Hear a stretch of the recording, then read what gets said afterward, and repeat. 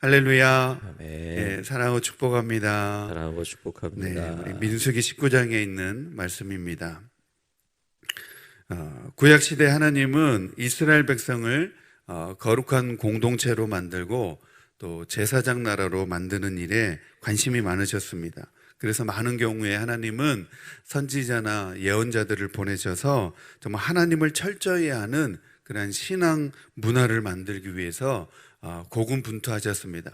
또한 신약에서도 보면 베드로전서에 보면 그렇게 말씀합니다. 너희는 택하신 족속이요 왕 같은 제사장들이요 거룩한 나라요. 하나님은 언제나 사랑하는 그 성도들을 통하여서 택하신 족속이요 왕 같은 제사장들이요 거룩한 나라를 만들기 위해서 하나님은 그 일에 관심이 많으셨다는 겁니다.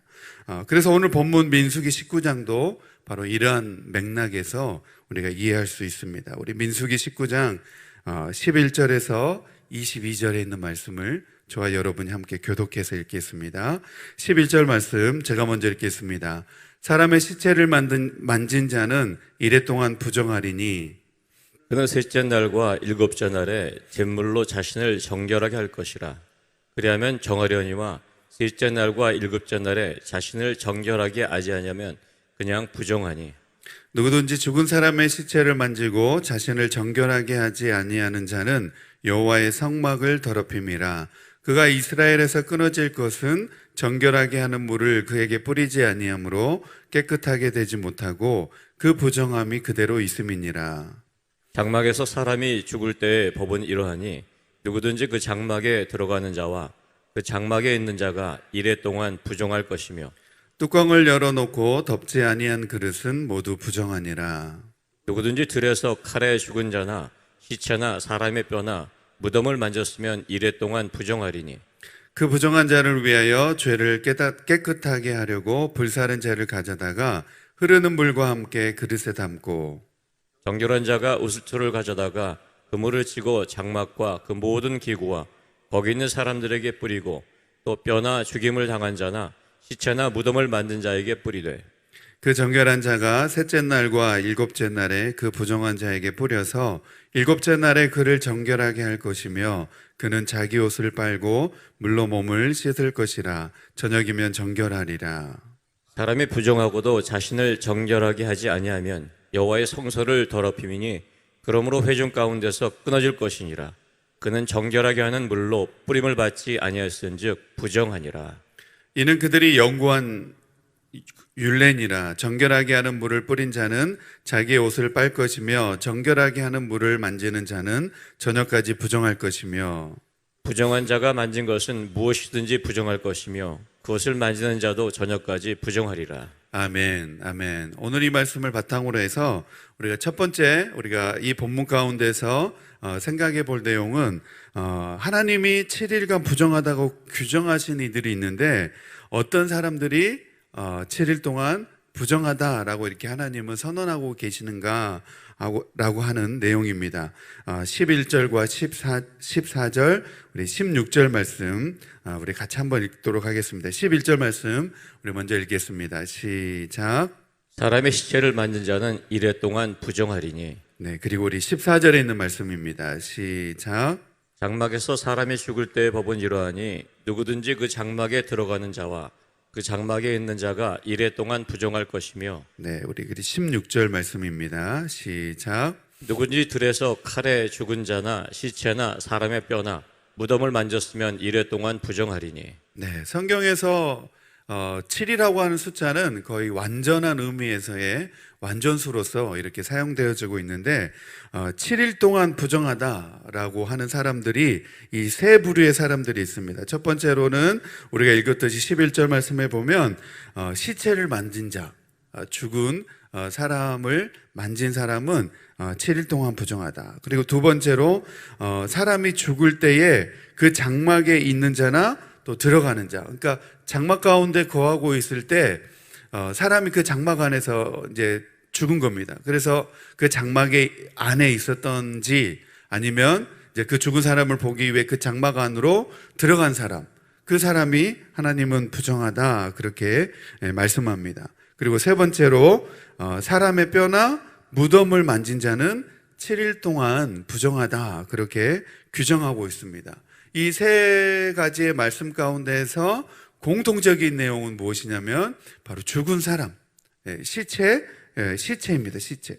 죽은 사람을 만진 사람, 죽은 사람과 접촉한 사람이 부정하다 그렇게 규정을 내리고 있습니다. 그러면 두 번째로 하나님은 왜 이렇게 신체를 만진 사람을 부정하다라고 했을까라고 하는 의미입니다. 그 의미는 바로 이 죽음과 굉장히 밀접한 관계가 있습니다. 성경은 이 죽음이 어디로부터 비롯된 것이냐라고 했을 때 바로 죄의 결과였습니다. 죄의 삭은 사망이요 말씀과 같이 이 시체는 죄의 삭신 죽음으로 말미암은 것으로 모든 그 부정을 대표하는 의미였습니다.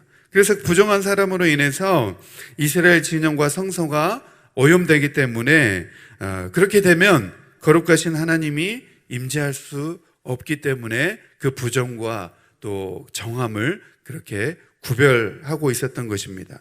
그리고 세 번째로 이렇게 부정해진 자는 그러면 어떤 정결의식을 통해서 회복될 수 있었는가라는 것입니다. 오늘 말씀해 보면 그냥 부정하다라고 이렇게 끝나는 것이 아니라 어떤 정결의식을 통하여서 그 부정함이 회복되어질 수 있는 그 의식을 할 수 있도록 그렇게 했습니다. 우리 12절과 우리 13절 말씀입니다.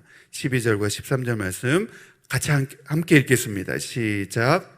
그는 셋째 날과 일곱째 날에 잿물로 자신을 정결하게 할 것이라. 그리하면 정하려니와 셋째 날과 일곱째 날에 자신을 정결하게 하지 아니하면 그냥 부정하니 누구든지 죽은 사람의 시체를 만지고 자신을 정결하게 하지 아니하는 자는 여호와의 성막을 더럽힘이라. 그가 이스라엘에서 끊어질 것은 정결하게 하는 물을 그에게 뿌리지 아니하므로 깨끗하게 되지 못하고 그 부정함이 그대로 있음이니라. 아멘. 네, 우리가 다 읽지는 않았지만 이 민수기 19장의 전반부에 보면 이 암송아지, 붉은 암송아지의 재를 가지고 그 자신을 정결하게 할 것이다 그렇게 말씀에 나옵니다. 그래서 12절 말씀에 보면 그 잿물로 이 암송아지를 태운 그 재를 물로 만들어서 그 잿물로 자신을 정결하게 할 것이다 그렇게 말씀하고 있습니다. 시체로 부정해진 사람은 이 암송아지 재를 섞은 물로 자신을 정결하게 해야만 했다는 것입니다. 그래서 이 본문 가운데에서 나오는 이 암송아지의 피는 무엇이냐, 이 암송아지는 무엇을 상징하고 있고 의미하고 있느냐, 그것은 바로 예수 그리스도의 보혈 그리고 속죄의 피를 상징하고 있다는 말씀입니다. 그래서 하나님이 우리의 더러움을 드러내시고 또 정결하게 하는 방법도 이렇게 알려주시고 허락해 주셨는데, 바로 하나님은 우리가 죄악 가운데서 그대로 멸망하기를 원하지 않으셨다는 것입니다. 그분이 마련하신 그 죄 씻음의 그 길을 통하여서 우리가 누구든지 하나님 앞에 구원받을 수 있는 그 길을 열어놓으셨는데, 바로 예수 그리스도를 통하여서 누구든지 예수 그리스도를 믿기만 하면 모든 죄를 사함받고 하나님의 자녀가 되는 그 권세, 그 은혜를 허락해 주셨다는 것입니다. 그래서 구약에서도 보면 이 정결의식을 무시하고 행하지 않는 사람은 하나님의 율법을 알고도 의도적으로 어겼기 때문에 바로 심판을 받아서 그 백성에게 끊어질 것이다 그렇게 말씀하고 있습니다. 우리 13절 말씀에 보면 그렇게 나옵니다. 자신을 정결하게 하지 아니하는 자는 여호와의 성막을 더럽힘이라. 그가 이스라엘에서 끊어질 것은 정결하게 하는 물을 그에게 뿌리지 아니하므로 깨끗하게 되지 못하고 그 부정함이 그대로 있음이니라. 분명하게 정결하게 되는 방법을 하나님이 율법을 통하여서 그렇게 주셨음에도 불구하고 의도적으로 그렇게 정결하게 되지 않는 사람은 바로 그 백성 중에서 끊어질 것이다, 이스라엘 가운데서 끊어질 것이다 라고 그렇게 선언하고 있는 말씀입니다.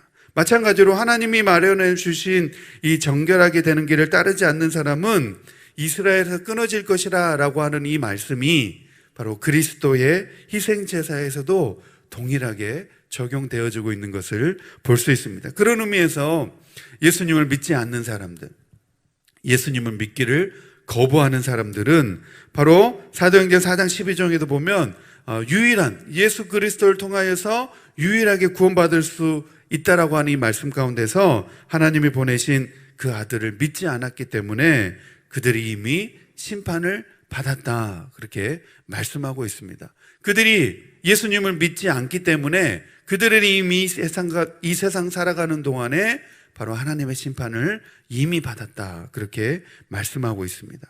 그래서 하나님은 이 예수 그리스도를 중심으로 구원받은 모든 성도들이 하나의 몸을 이루는 거룩한 공동체, 보편적인 교회를 세워나가시는 일에 하나님은 관심이 많으십니다. 그래서 그것이 구원의 목적이고 하나님께서 또 보기를 원하시는 바로 하나님의 영광이라는 것입니다. 그 영광을 위해서 우리 모두가 다 부름을 받았습니다. 그래서 구원받은 모든 자들은 이 일을 위하여서 교회 공동체에 소속되어야 하고 또 거룩하고 흠이 없는 공동체를 이루기 위해서 우리는 헌신을 해야 된다는 것입니다. 오늘도 우리는 헌신해야 된다는 것입니다. 그래서 하나님은 구원받은 자들의 공동체인 교회가 바로 거룩하고 흠 없기를 원하신다는 것입니다. 그래서 오늘 말씀 가운데서 우리가 우리의 삶 가운데 이 말씀을 적용해 보면 우리가 거룩한 공동체를 만들기 위해서 우리는 과연 어떤 노력을 해야 되느냐는 것입니다. 이 민수기 19장에 기록된 이 정결하게 하는 물을 염두에 두고 우리 에베소서 5장 26절 말씀에 보면 바로 그 말씀이 나옵니다.